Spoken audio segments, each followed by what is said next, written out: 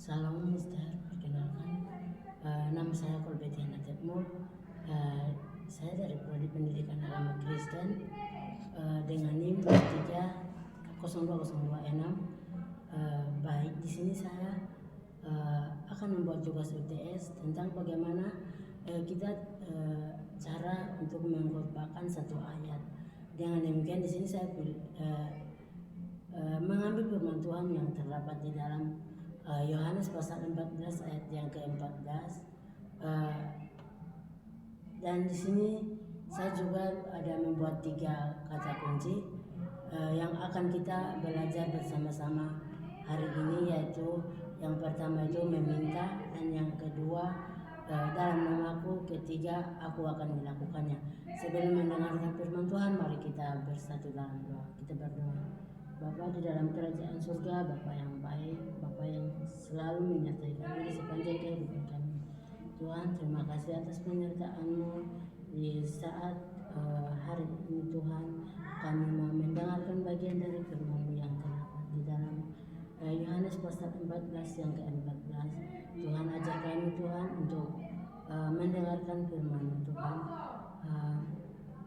Untuk itu Tuhan, waktu kami silakan kepadamu agar Engkau mengajarkan kami melalui mulut hamba-Mu Tuhan, agar yang mendengar pun berkati oleh firman ini Tuhan.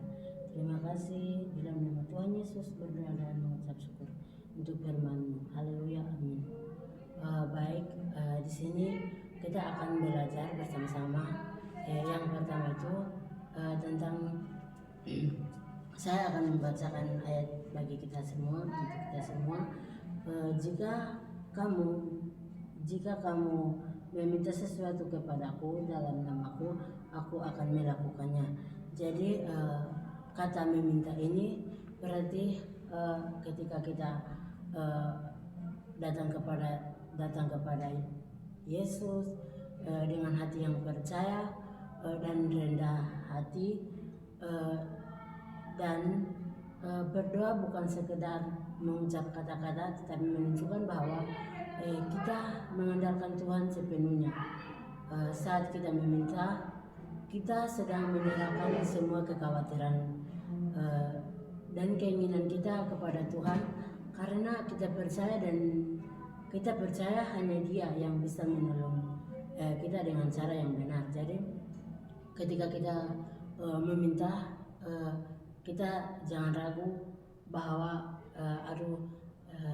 Tuhan, apakah Tuhan menjawab doa saya atau tidak, dan kita jangan berpikir begitu, karena Tuhan, karena Yesus itu setia, dan dia sendiri yang menyatakan bahwa jika kita meminta sesuatu dalam namanya, maka Dia akan melakukannya. Maka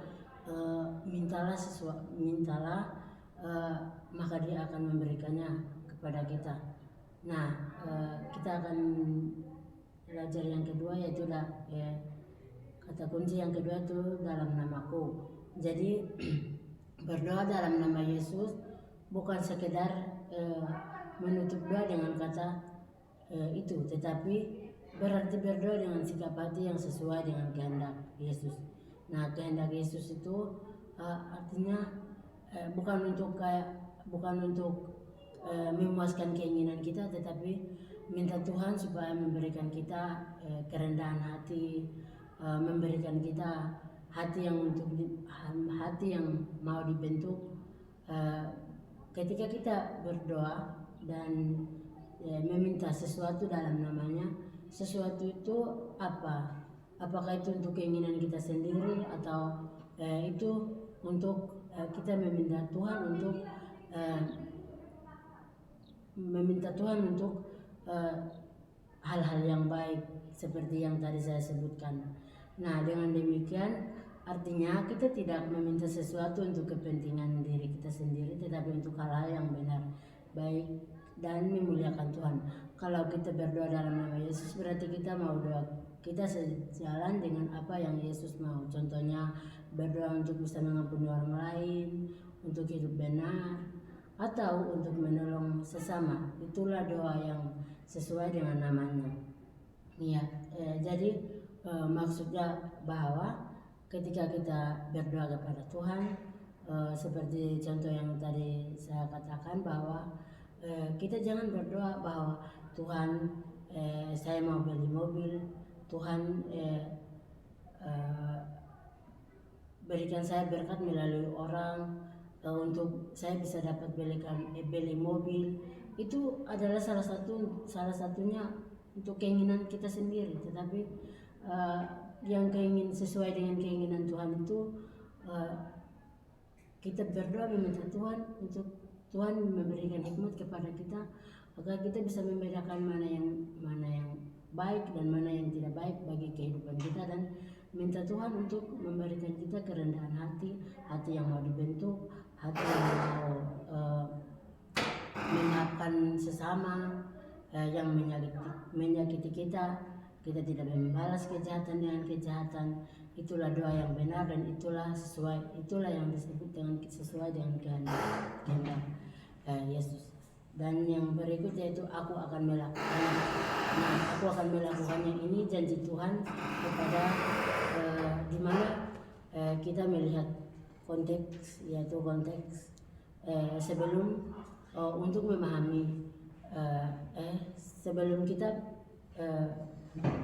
melihat konteks sebelumnya, yaitu ayat ini berada dalam bagaimana pengajaran Yesus kepada murid-muridnya menjelang penyaliban. Jadi bisa lihat dalam Yohanes pasal yang ke-14 ayat yang ke-1 sampai yang ke-13 itu Yesus menegaskan bahwa mereka yang percaya kepadanya akan melakukan pekerjaan yang sama, bukan lebih besar, karena ia akan pergi kepada Bapa. Maka ketika Yesus berkata, jika kamu meminta sesuatu kepadaku dalam namaku, ini bukan berarti janji yang kosong, melainkan jaminan bahwa kuasa penyalanan murid-murid akan terus berlanjut melalui doa yang berpusat pada nama Yesus.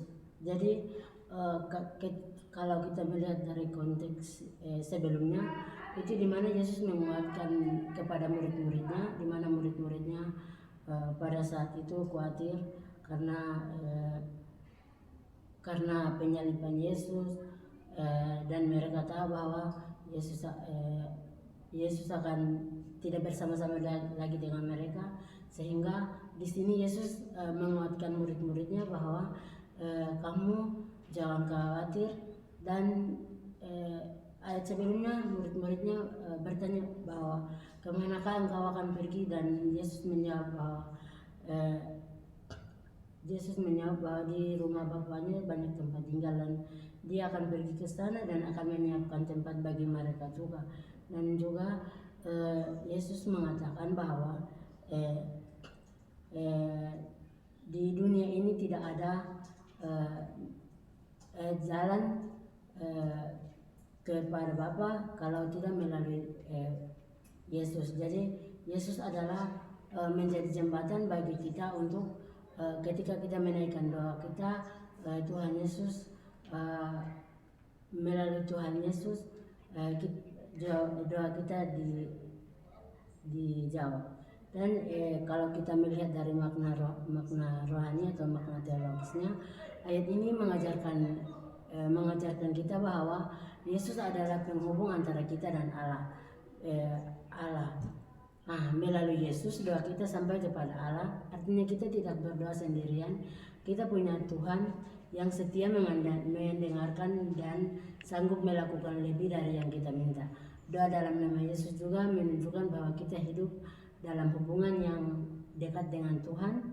Jadi doa bukan hanya meminta sesuatu, tetapi membangun kedekatan dengan Yesus, berbicara, berserah, dan mempercayai rencananya. Jadi untuk penerapan kita dalam kehidupan kita sehari-hari, berdoalah dengan iman, percaya bahwa setiap doa yang diucapkan dengan sungguh-sungguh didengar oleh Tuhan. Iman membuat doa kita hidup dan penuh harapan. Berdoalah sesuai dengan keinginan Tuhan.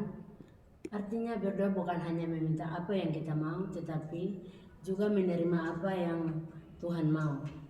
Kita bisa berkata, Tuhan, jika rencanamu berbeda, aku tetap mau percaya. Karena Tuhan tahu yang terbaik bagi kita, bahkan ketika kita tidak mengerti jalannya.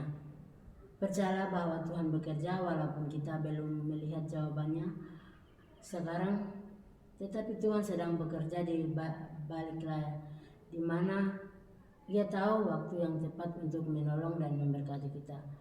Jadi saudara yang terkasihi, dalam Yohanes 14 ayat yang ke-14 ini mengingatkan kita bahwa doa dalam nama Yesus bukanlah hal biasa, itu adalah kunci untuk mengalami kuasa Tuhan dalam kehidupan kita. Melalui doa kita bisa berbicara langsung dengan Yesus yang hidup dan mendengar setiap permohonan kita. Jadi ketika kita berdoa, jangan ragu dan jangan takut, jangan bimbang. Datanglah dengan hati yang percaya dan tulus. Mintalah dengan iman dan biarlah kehendak Tuhan yang terjadi, karena rencananya selalu membawa kebaikan bagi kita. Jadi kalau kita mengalami masalah, jangan datang kepada manusia, tetapi datanglah kepada Yesus dan bergantung penuh kepada Yesus dan penuh pengharapan kita berdoa. Maka waktu Tuhan pasti yang terbaik, Yesus akan menjawab segala doa kita, segala pergumulan kita. Maka itu teruslah berjuang dan tetap percaya kepada Yesus, walaupun seperti yang Yesus menguatkan kepada murid-muridnya pada waktu itu, walaupun